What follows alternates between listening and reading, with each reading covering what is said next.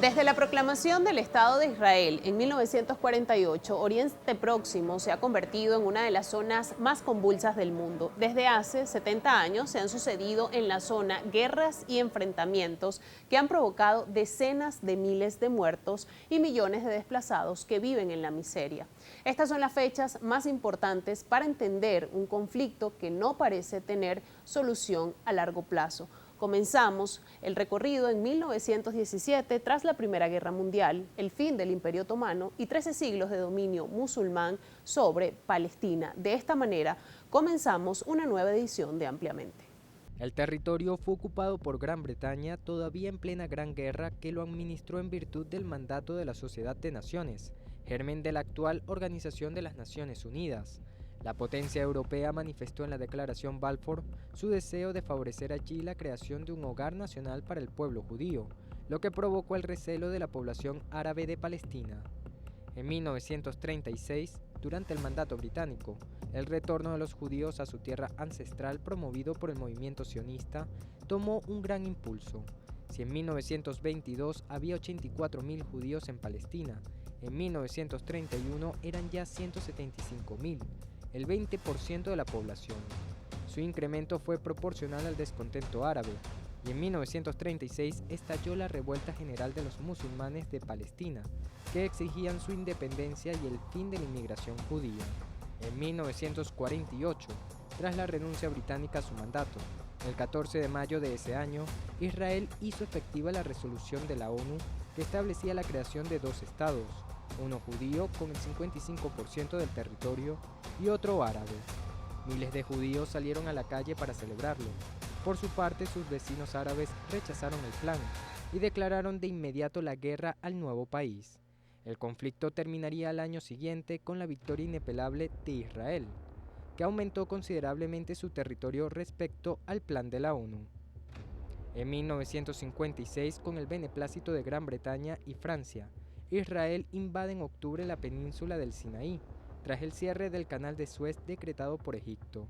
El ataque sorpresa y la ayuda militar europea supusieron una rápida victoria israelí, que logró a cambio de retirar sus ejércitos que Egipto detuviera sus envíos de armamento a las guerrillas palestinas, que luchaban en contra de Israel. El canal fue reabierto bajo el control de una fuerza de cascos azules de la ONU. El 6 de octubre de 1973, durante la celebración del Yom Kippur, una de las fiestas más sagradas del calendario judío, Israel volvió a ser atacado por una coalición de estados árabes, de nuevo liderados por Egipto y Siria, que querían recuperar los territorios perdidos.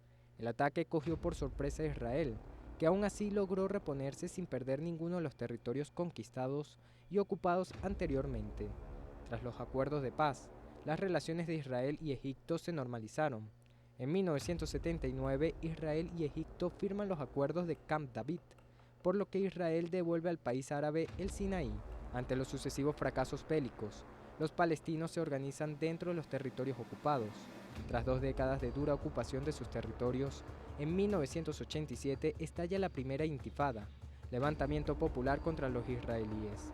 Los palestinos se enfrentaron al ejército con piedras, palos, cócteles molotov y armas caseras, en la revuelta árabe más intensa desde 1936. La revuelta palestina acabó con la firma de los acuerdos de Oslo en 1993 y el nacimiento de la Autoridad Palestina, germen de un futuro Estado palestino y cuyo líder, Yasser Arafat, se convertiría en el interlocutor con Israel.